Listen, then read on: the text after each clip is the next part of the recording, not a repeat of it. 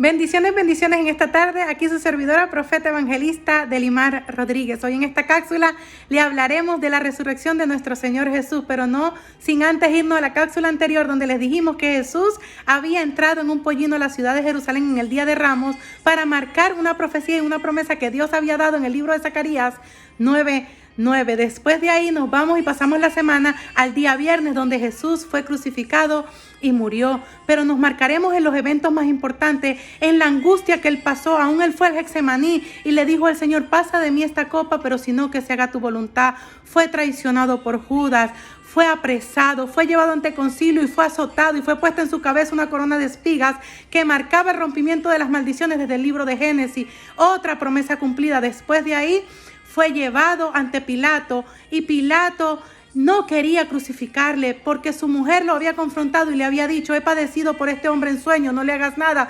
Pero la palabra tenía que cumplirse porque Jesús había sido enviado a la tierra para pagar el precio mayor por nosotros, aun cuando no lo merecíamos, pagar por nuestros pecados y ser salvos.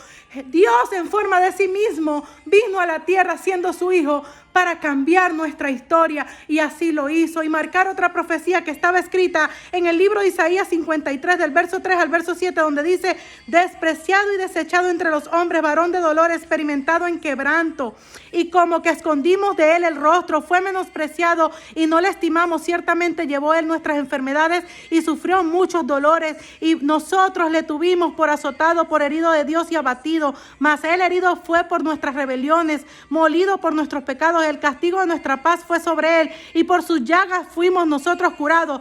Todos nosotros nos descarriamos como ovejas, cada cual se apartó de su camino, mas Jehová cargó el pecado de todos nosotros. Angustiado, el afligido, no abrió su boca. Como cordero fue llevado al matadero, y como oveja delante de sus trasquiladores enmudeció y no abrió su boca. El plan no podía cambiar. Dios había dado un plan y tenía que cumplirse el propósito, y de ahí él fue enjuiciado y fue llevado en ese camino con esa cruz en su hombro, y ahí tuvo la ayuda de José de Sirene hasta llegar a Gólgota. Pero ahí fue crucificado y fue clavado en esa cruz. Aún ahí le dio del reino de Dios a la tierra, y le habló a uno de los que estaba del lado de él, que era un ladrón, y le dijo: ciertamente estarás conmigo en los cielos. Se burlaban de él y le decían: si eres el Hijo de Dios, ¿por qué no te salvas a ti mismo? Y él le decía: Señor, perdónalo, porque no sabe lo que hacen. Y pasaron muchas cosas, y ahí él se angustió y dudó y dijo: Señor, ¿por qué me has abandonado? Pero el Señor estaba ahí con él, aunque él no lo sentía. Y pasado el tiempo dijo: consumado es, y expiró. De ahí quedó muerto, y todos estaban ahí y traspasaron su costado y salió agua de él para cumplir otra profecía. Fue bajado, y José de Sirene lo llevó a esa tumba, al sepulcro, donde una piedra inmovible lo sellaría. Pero fue en la mañana del domingo, el tercer día, cuando Jesús resucitó. Y el Señor resucitó, y fue el ángel que estuvo ahí para verlo cuando la piedra fue removida y anunciarlo a las María Magdalena y la otra María.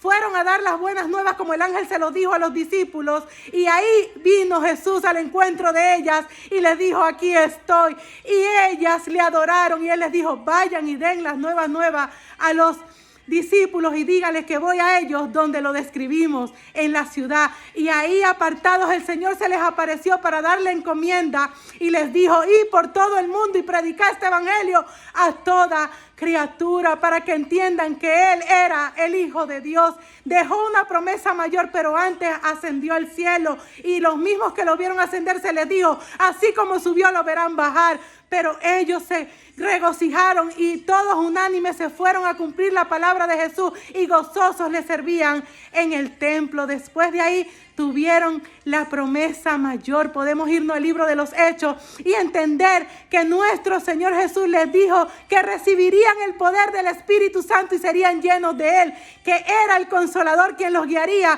y que por eso él había dado su vida en ese madero, además de cumplir con romper nuestros pecados y salvarnos a toda la humanidad. Así el Espíritu Santo vino sobre ellos en el día de Pentecostés y hablaron como otras lenguas de fuego. El Espíritu los llenó y hoy nosotros gozamos de esa promesa desde aquel día. Qué bendición es saber que el Espíritu Santo de Dios está aquí.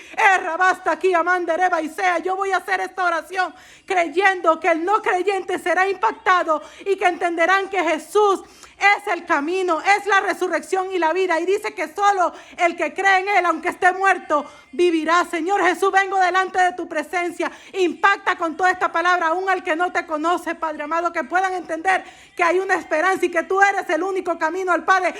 Basta aquí, Amanderé. Gracias, Espíritu Santo, porque yo profetizo sobre las vidas, transformación, cumplimiento, y que tienen un encuentro contigo para transformación. Y aún a los creyentes que puedan entender que tú estás con ellos, que tú caminas con ellos y que disfrutamos, Señor, de la promesa para llegar al propósito de verte cara a cara y en la eternidad. Gracias, Señor, porque sabemos que esta palabra entrará a los corazones al 100%.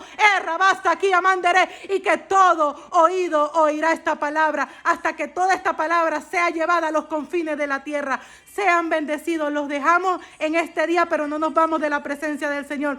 Nos vemos la próxima semana con la continuación de la cápsula de liberación. Bendiciones. Bye bye.